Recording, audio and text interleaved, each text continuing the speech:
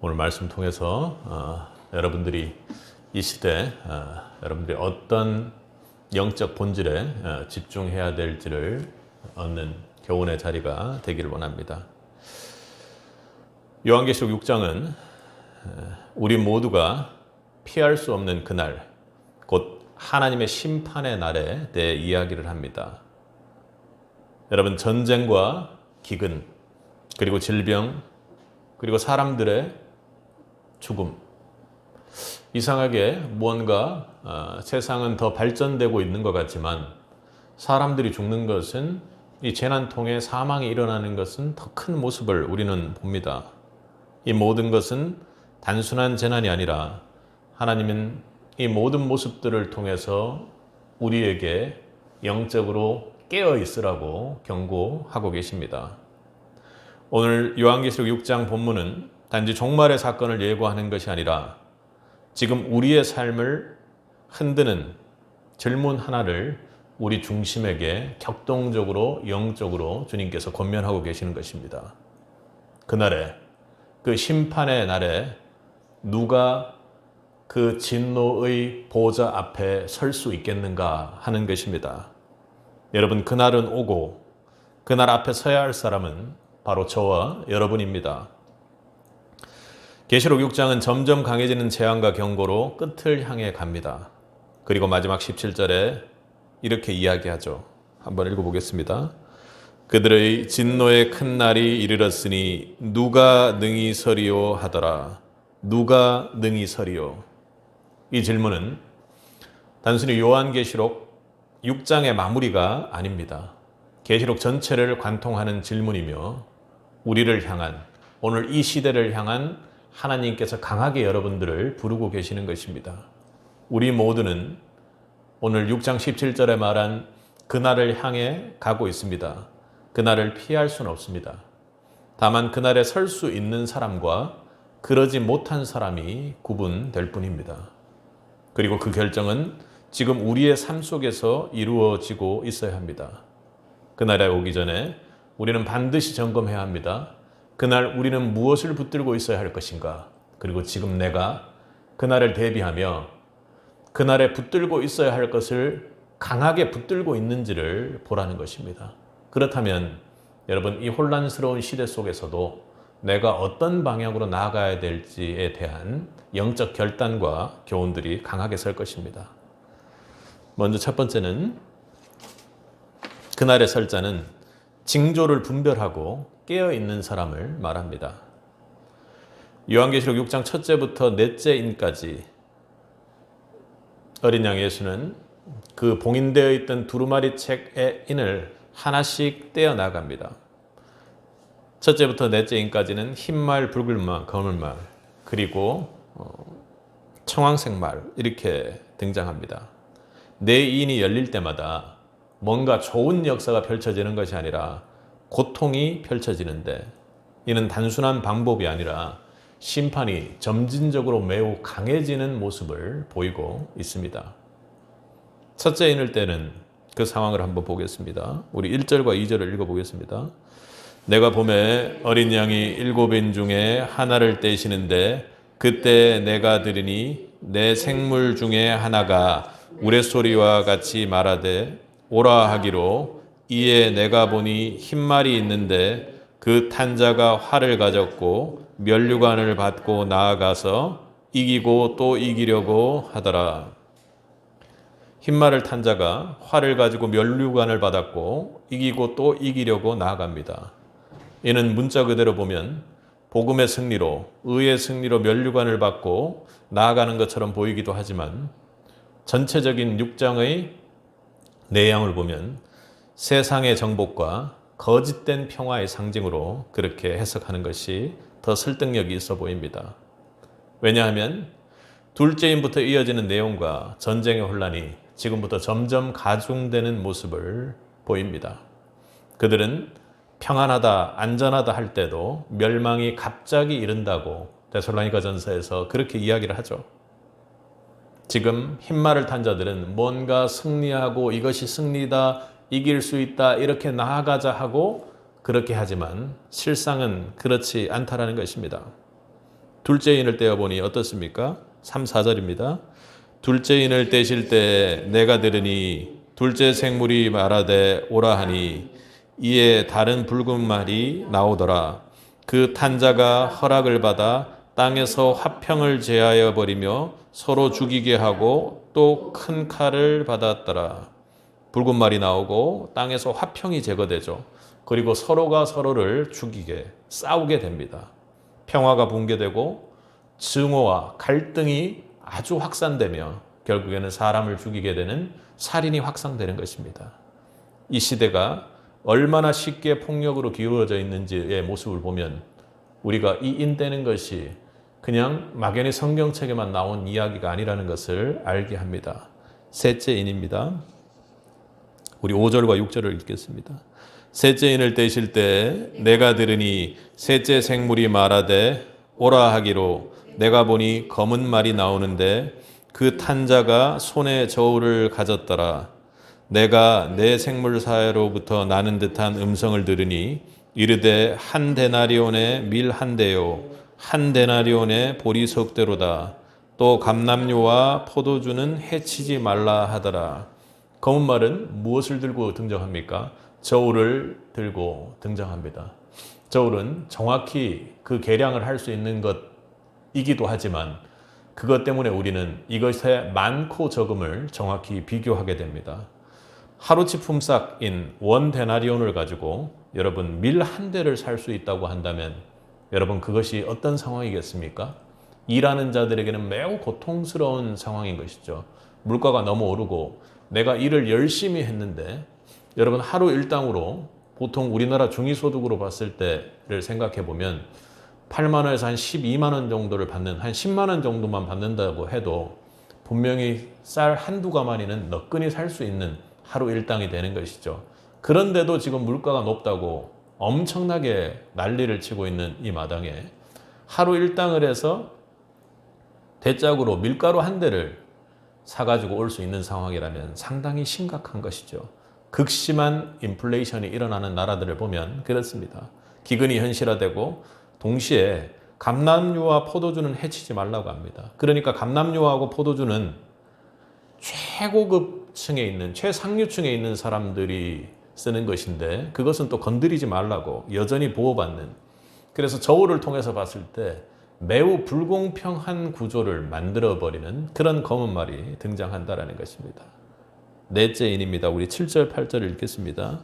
인을 떼실 때 내가 넷째 생물의 음성을 들으니 말하되 오라 하기로 내가 봄에 청황색 말이 나오는데 그 탄자의 이름은 사망이니 음부가 그 뒤를 따르더라.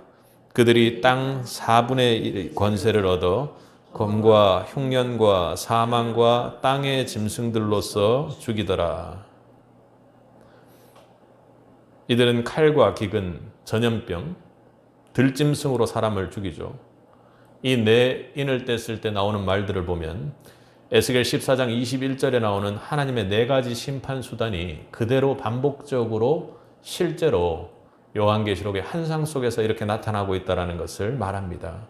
즉 이는 이것이 단순히 우연적으로 나오는 환상적인 그림이 아니라 하나님의 허락 아래 시작된 심판의 시대가 열리고 있다라는 징조라는 것을 보여주는 것입니다.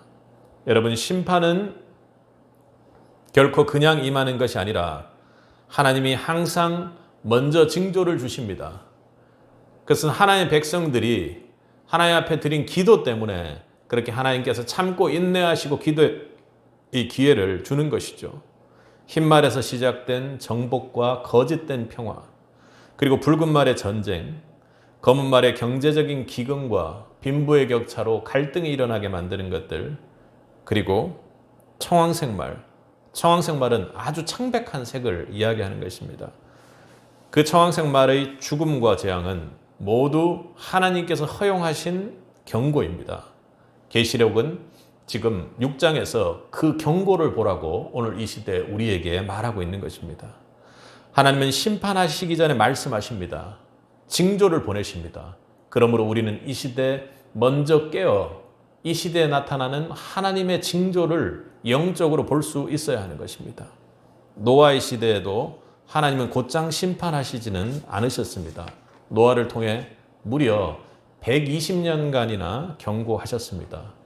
그러니 노아의 시대를 생각해보고 우리의 시대를 생각해보면 그때의 수명과 우리의 수명은 전혀 다른 모습이죠. 그렇다면 마지막 때는 결코 멀리 있는 일이 아니라 정말 임박해서 우리에게 다가오고 있는 모습입니다. 하지만 그 시대에도, 노아의 시대에도 사람들은 말을 듣지 않았습니다. 예수님은 마태복음 24장에서 그때의 이야기를 그렇게 하시죠. 홍수 전에 사람들이 먹고 마시고 장가 들고 시집가고 하다가 홍수가 나서 그들이 다 멸하기까지 깨닫지 못하였으니 인자의 임함도 이와 같으리라. 이렇게 이야기합니다. 그날은 준비되지 않은 사람에게만 갑작스럽게 찾아오는 것입니다. 심판의 날이 되어버리는 것이죠. 깨어있는 사람에겐 오히려 그날을 기다리며 간절히 주님 오실 날을 기다렸던 은혜의 구원의 축복의 날이 되는 것입니다. 사랑하는 성도 여러분, 우린 지금 어떤 시대를 살고 있습니까? 성경에 지금 나와 있는 4가지 인을 떼는 그 모습이 지금 현실에서 일어나지 않는 것이 있습니까? 아마 찾아보기가 힘들 것입니다. 전쟁, 전염병, 기후재난, 그리고 인플레이션과 냉전까지 아주 극으로 치닫고 있는 모습을 봅니다. 하나님은 이 시대를 통해 지금 여러분들에게 말씀하고 계십니다. 깨어 있으라. 준비하라. 그러나 대부분의 사람들은 여전히 흰말의 시대를 사는 것처럼 안심합니다.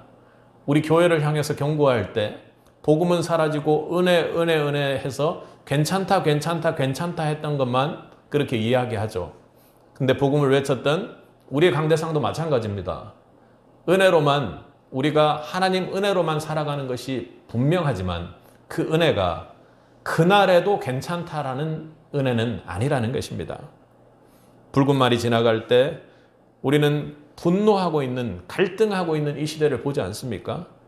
검은 말 앞에서 이 시대 잘 먹고 잘 살 수 있고 풍요롭고 그리고 식량들이 넘쳐나는 이 시대에도 어떻게 그렇게 우리는 원망하고 불평하는 일만 많은지요.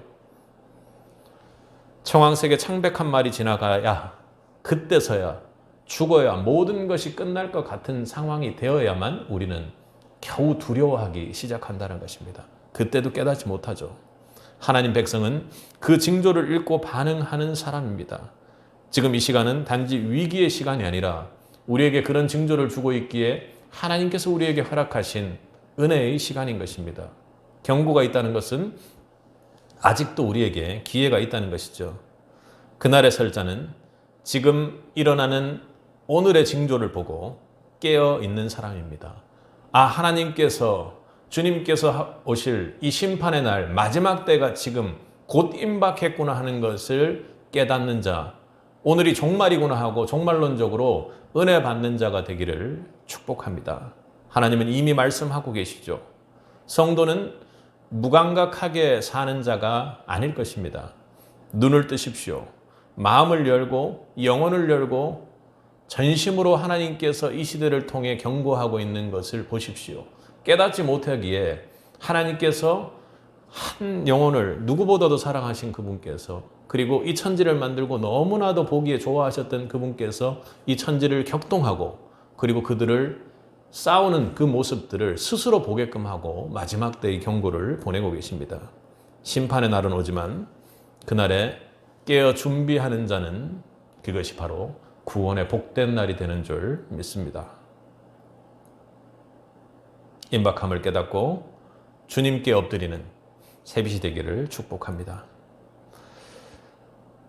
여러분, 넷째 인이 지나 다섯째 인이 떼어졌을 때 요한은 땅이 아닌 하늘의 제단 아래에 있는 사람들의 음성을 듣게 됩니다.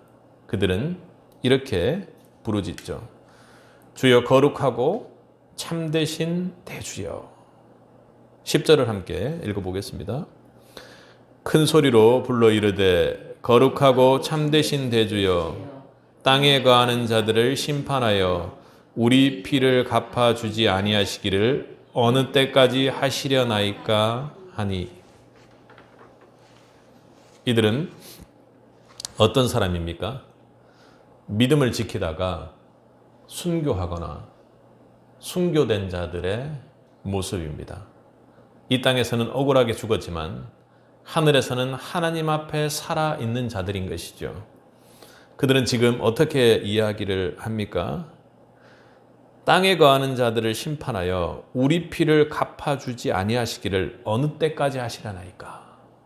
그러니까 땅에서 그렇게 득세하고 그들을 핍박하고 순교케 만들었던 그 자들을 왜 피로 갚아주지 않습니까? 하고 그렇게 이야기를 하는 것입니다.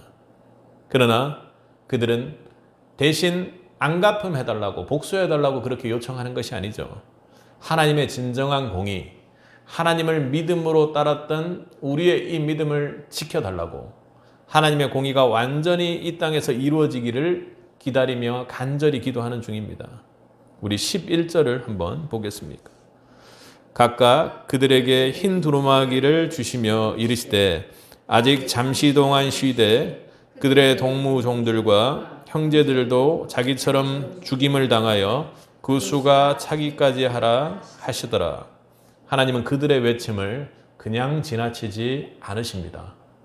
다른 외침들, 고통 속에 고난 속에서 불평하고 불만하는 그런 것들에 하나님께서 응답하시는 것이 아니라 이들의 하나님의 백성들의 순교된 백성들의 믿음을 지켰던 자들의 그 기도 소리를 외면치 않고 들으신다는 것입니다. 오히려 그들을 영광의 흰 두루마리 옷으로 입히시고 그들을 위로하시고 지금도 이어지고 있는 믿음의 여정이 완성될 때까지 기다려라 이렇게 말씀하십니다.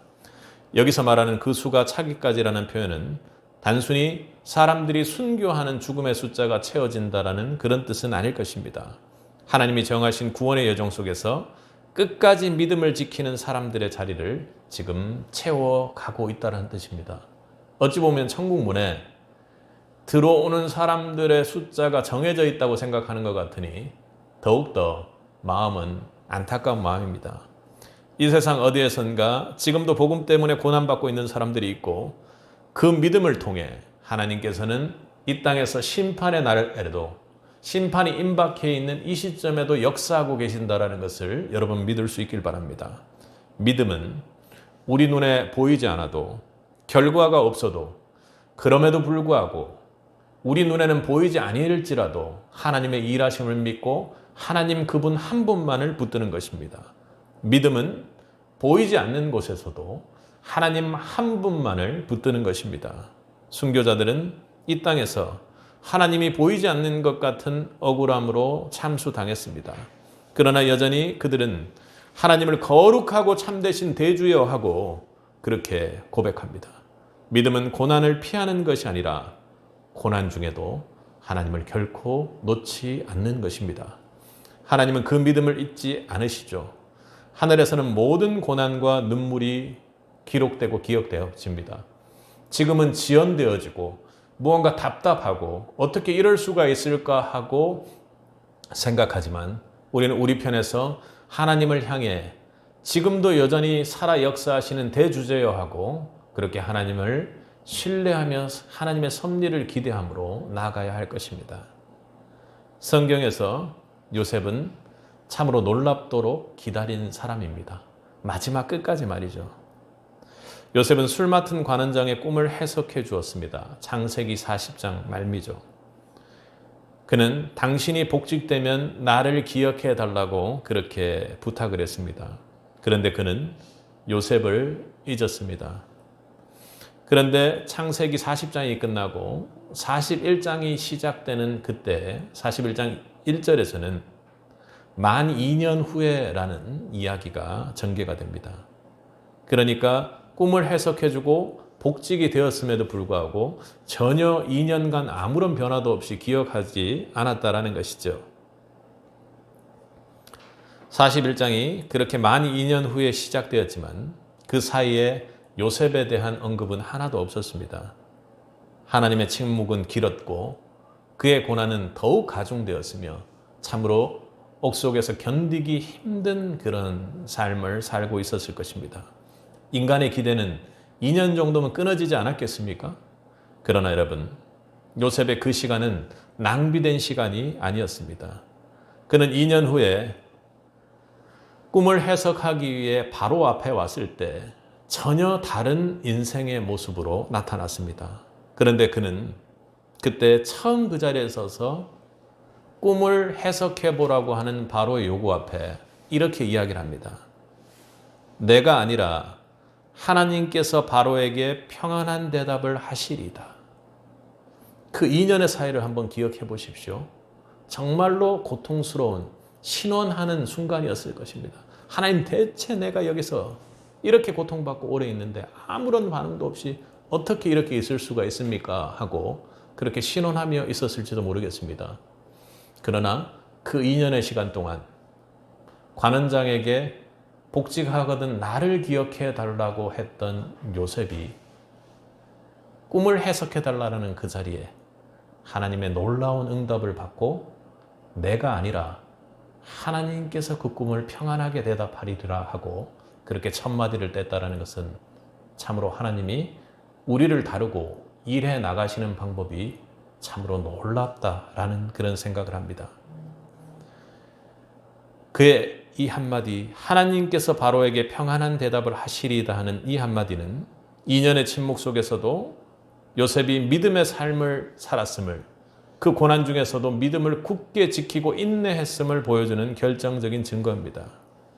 겉으로 그는 갇혀 있었지만 그의 영혼은 오히려 하나님의 신실함을 더욱 강력하게 믿는 하나님의 사람으로 자라나게 되었던 것이죠. 하나님의 응답이 여러분 지금 더딘 것처럼 여러분을 기다리게 할지라도, 고난 속에 있을지라도, 고난 속에서도 믿음을 지키는 자는 하나님께서 반드시 구원해내리라 믿습니다. 그날에 설 수 있는 사람은 그러한 시간 속에서도 믿음을 결코 놓지 않고 지키는 사람입니다.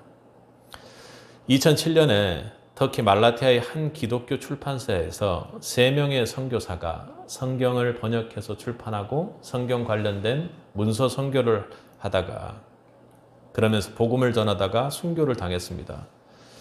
그 얼마 전에 그중 독일인 선교사 티로드는 사역 종료를 앞두고 있었지만 이 선교사님의 이름도 정확하지가 않습니다. 왜냐하면 선교사님들이 이름을 이렇게 바꿔가면서 쓰시기 때문에 그렇죠. 그 중에 독일의 선교사 당시 티로드는 사역 종료를 앞두고 있었지만 하나님이 아직은 나를 이곳에 두셨다 하고 고백하며 사역의 종료 기간이 되었음에도 불구하고 그 자리에 남았습니다. 그는 며칠 후에 현지 극단주의자들에게 붙잡혀 믿음을 지킨 채 순교했습니다. 인간적인 생각으로 보면 사역지에서 종료 시점에 그만두고 그 자리를 떠났으면 죽지는 않았을 텐데 그는 하나님께서 여기에 지금 남겨놓는다고 하시고 그렇게 며칠 후에 순교했던 것입니다. 그런데 그의 죽음은 전 세계 교회에 큰 충격을 주었고 영적 충격이죠. 이후 터키 내에서 성경을 찾는 사람들이 급격히 늘어나기 시작했으며 하나님은 그의 죽음을 잊지 않으시고 그의 피를 통해 그의 믿음의 순교를 통해 그가 지킨 믿음을 통해 복음이 진보되고 확장되는 은혜의 역사를 써 나가셨던 것입니다. 여러분, 그날에 설 수 있는 사람은 고난의 길에서도 그 고난을 보는 것이 아니라 믿음을 바라보고 지켜 나가는 사람입니다. 누가요? 믿음을 지키는 사람이 반드시 그날에 서게 될 줄 믿습니다. 혹시 여러분 지금 억울함 속에 기도하고 있습니까? 지금 10절, 11절을 통해서 그렇게 기도하는 것을 신원한다고 그렇게 이야기합니다. 그러니까 하나님 앞에서 내 원한을 풀어달라고 그렇게 기도하는 것을 신원한다고 하죠. 그 신자도 사람이 신 앞에 서 있는 형태로 한자를 그렇게 쓰기도 합니다. 여러분, 그렇게 하나님 앞에 내 억울함을 좀 제발 풀어달라고 기도하는데 아까 4개의 말에서 그 말 속에서 있었던 고통 중에 나의 억울함을 풀어달라고 기도하는 쪽에 있습니까? 그렇다면 여러분, 지금 이 시대 믿음을 지키고 있는 사람이 아니라는 것을 오늘 본문을 통해서 아는 것입니다. 하나님 앞에 여러분들이 신원하는 것은 하나님, 이 땅에 하나님의 공의가, 하나님의 구원과 심판이 이 땅에도 완전히 이루어지기를 간절히 바란다고 그렇게 기도하는 자가, 그렇게 믿음을 지켜나가는 자들이 이 땅의 마지막에 능히 서게 될 줄로 믿습니다. 여러분, 주님을 신뢰하며 기다려온 시간들이 길어지면서 마음에 지쳐 있는 사람들이 있습니까? 하나님, 이건 하나님의 구속 역사를 향해 내가 하나님의 사람으로서 나아가는 길에 있는데 그것이 잘 이루어지지 않는 것 왜 이뿐이죠 하고 그렇게 답답함으로 여러분들 기도하고 있는 것이 있다면 그것은 하나님께서 인내하는 그 순간에도 그 기도를 들으시고 그 믿음을 받고 계시다라는 것을 꼭 기억하시기 바랍니다. 그분은 우리의 눈물을 기억하고 계십니다. 그분은 우리의 기도를 기억하고 계십니다. 그리고 그분은 이 땅에 하나님의 공의가 왜 내 속도처럼 이루어지지 않느냐고 하는 그 신원에 대해서 위로하시고 여러분에게 의의 두루마리를 내어주시고 여러분들의 기도를, 여러분의 눈물을 기억하고 계신 분입니다. 우리의 고난도, 눈물도 기다림도 하나님이 완성하시는 구원의 여정 속에 매우 상세히 기록되고 있다는 것입니다.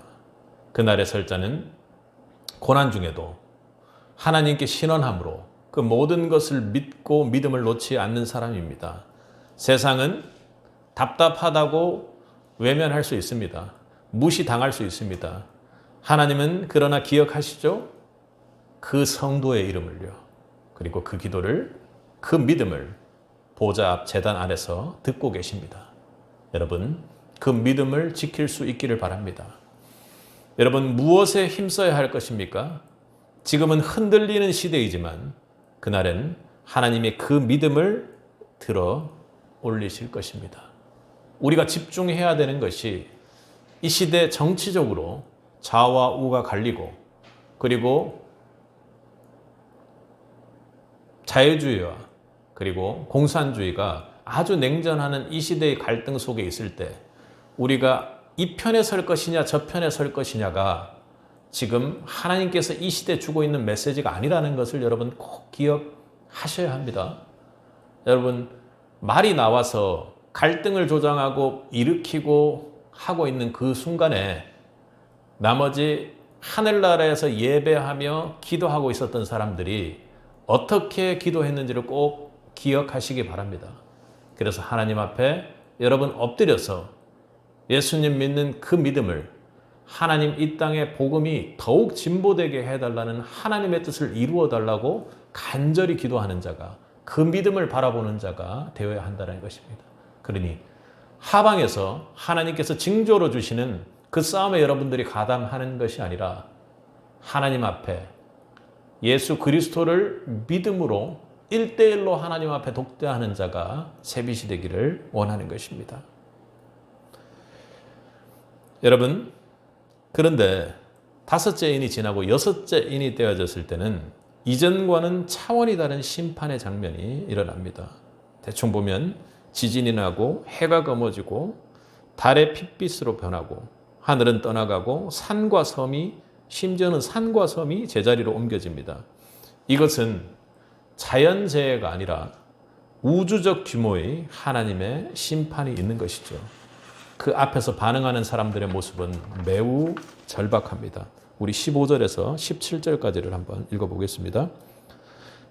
땅의 임금들과 왕족들과 장군들과 부자들과 강한 자들과 모든 종과 자유인이 굴과 산들의 바위 틈에 숨어 산들과 바위에게 말하되 위에 떨어져 보좌에 앉으신 이 얼굴에서와 그 어린 양의 진노에서 우리를 가리라. 그들의 진노의 큰 날이 이르렀으니 누가 능히 서리오 하더라. 여러분, 여기서 중요한 점이 있습니다.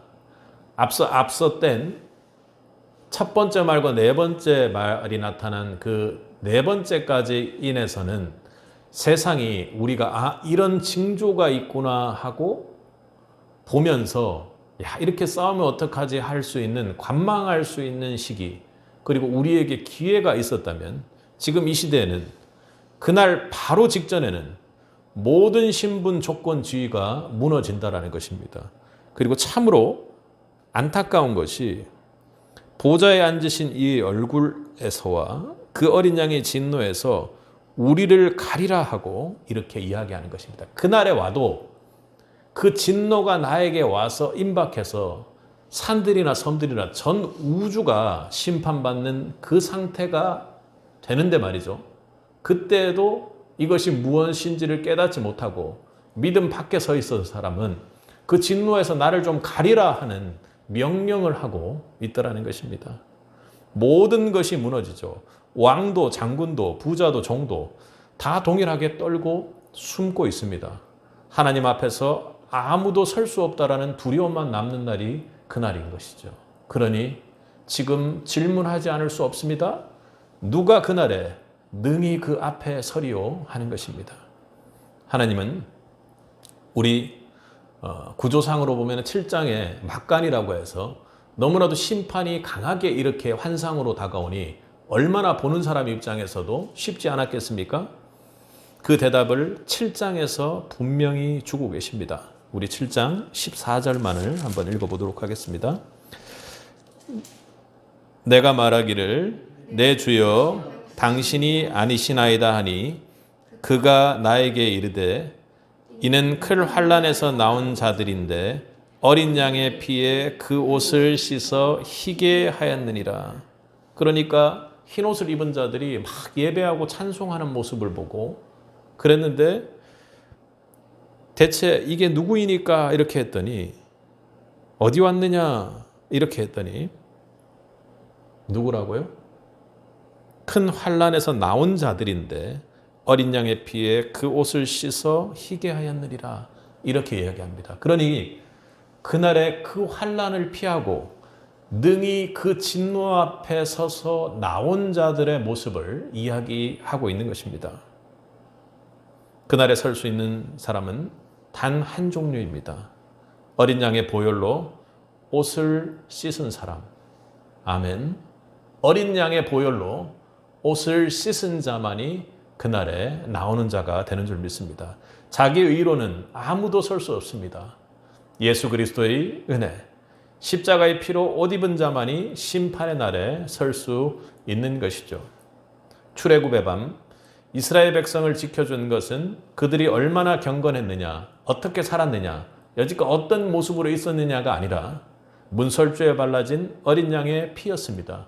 그때는 예수님이 없었기에 어린 양의 피를 통해 하나님은 피로써 죄사함을 주고 구원의 길을 징표해 주셨습니다.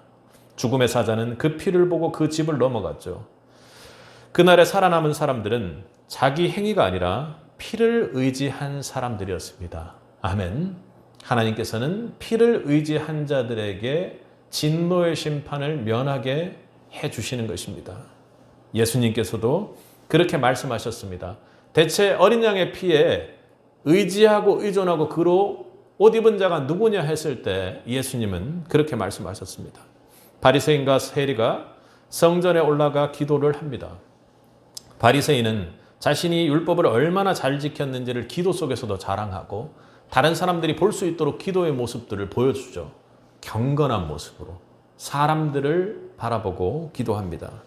그러나 세리는 감히 하늘을 쳐다보지도 못하고 가슴을 치며 울며 그렇게 기도를 하죠. 하나님이여, 나를 불쌍히 여기소서. 나는 죄인입니다. 주여 나를 불쌍히 여겨주소서 하고 자신을 의지하는 것이 아니라 자신은 하나님 앞에 설 수도 없는 존재라고 그렇게 기도를 하는 것이죠. 예수님께서 그 기도를 보시고 이렇게 말씀하십니다. 이 사람이 의롭다 하심을 받고 집에 내려갔느니라. 아멘. 세리가 의롭다 하심을 받은 이유는 그가 잘한 것이 있어서가 아닙니다. 그는 세상으로 보면 대역죄인이고 그리고 반역자요, 민족을 갉아먹는 바퀴벌레와도 같은 인간으로 그렇게 취급받았습니다. 그러나 그는 자기 자신을 씻을 수 없다라는 것을 알았습니다. 내 힘으로, 내 기도로, 내 모습으로 내가 어떤 율법을 지켜도 결코 내가 나를 통해서 구원받을 수 없다라는 것을 잘 알았습니다. 그래서 가슴을 치며 내 죄를 씻을 수 없다고, 내 죄를 용서해 달라고, 죄에서 나를 꺼내 달라고 그 상한 마음으로 주님 앞에 기도했던 것입니다. 하나님의 자비와 용서, 예수 그리스도의 보혈이 없이는 결코 내가 일어날 수 없다고 하나님 앞에 그는 기도했던 것이죠. 그렇게 믿음을 지켜 나아간 것이 세리의 기도였습니다. 여러분, 그날에 설 수 있는 사람은 자기 자신을 자랑하지 않는, 교만치 않는 자입니다. 예수님의 보혈만을 자랑하는 자, 예수님의 보혈로 옷 입은 자만이 그 환난에서 나올 수 있음을 우리는 알 수 있습니다. 우리는 얼마나 많은 것을 의지하며 살아가고 있습니까? 신앙의 경력이요, 그리고 내가 얼마나 섬겼느냐, 그리고 얼마나 근본과 기본, 율법을 내가 잘 지켰느냐, 그리고 교회에서 어떤 직분을 살았느냐, 그리고 하나님 사명을 심지어는 얼마나 내가 열심으로 잘 감당했느냐. 그러나 그날의 앞에서 나는 무너질 것입니다. 이 모든 것이 무너질 것입니다. 섬과 산도 제 자리를 찾을 것이고, 심지어는 왕도, 대통령도, 모든 자들이 바위에 숨어 저 진노에서 나를 좀 가려달라고 할 때, 그때 누가 능히 서겠습니까? 예수 그리스도의 십자가만이 능히 설 수 있습니다. 지금 내가 신뢰하고 있는 것이 여러분 예수 그리스도의 피입니까? 아니면 내 안에 다른 무엇입니까? 내가 보는 것입니까? 내가 만지고 있는 것입니까? 오늘 여러분 다시 십자가 앞으로 나오십시오. 그 2년의 기다림 속에서도 요셉이 하나님을 신뢰하며 믿음으로 나아갔듯이 말입니다. 오늘 여러분 이 말씀을 통해 은혜를 받지 않으면 능히 그날에 설 수 없는 자가 될지도 모릅니다. 그날에 설 수 있는 사람은 어린 양의 보혈로 옷을 씻은 사람입니다. 아멘. 여러분, 어린 양의 보혈로 옷을 씻은 자만이 그날에 능히 설 수 있습니다. 자기 위로는 아무도 설 수 없고 예수로 옷 입은 자만이 설 수 있는 것이죠. 복음은 두려움을 덜어주기 위한 것이 아닙니다. 그것은 실제로 심판 앞에서 나를 살리는 유일한 소식이 되는 줄 믿습니다. 여러분, 그날에 능히 서는 자가 되겠습니까? 아니면 하나님이 이렇게 징조를 보는데도 거기에서 내 것을 챙기고 심지어는 그 마지막 때에도 누군가에게 나를 가려달라고 그렇게 명령하는 세상의 권위를 바라보며 살겠습니까? 오늘 여러분 이 자리 결단하시기 바랍니다. 예수님 보혈 아래 나와 나는 아무것도 아닙니다. 나는 어떻게 주님 앞에 설 수 있는 존재가 아닙니다. 제발 긍휼을 베풀어 주옵소서 하는 그 가난한 마음이 여러분에게 은혜로 부어지기를 바랍니다. 그분만이 날 그날에 세울 수 있는 유일한 분이십니다. 오늘 우리가 붙들어야 할 것은 단 하나입니다.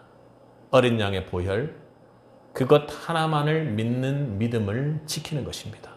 그날에 능히 서는 자는 그 어린 양의 보혈에 대한 믿음을 지키는 자가 될 것입니다. 사도 바울도 놀라운 그 사명을 감당하고 죽음을 앞두고 있을 때 디모데에게 그렇게 얘기를 합니다. 전제와 같이 내가 부어지고 나의 떠날 시간이 가까웠도다. 나는 선한 싸움을 싸우고 믿음을 지켰으니, 나는 믿음을 지켰으니 그날의 의의 면류관이 내게 예비되었고 그렇게 되었으므로 주 곧 의로우신 재판장이 내게 주실 것이다.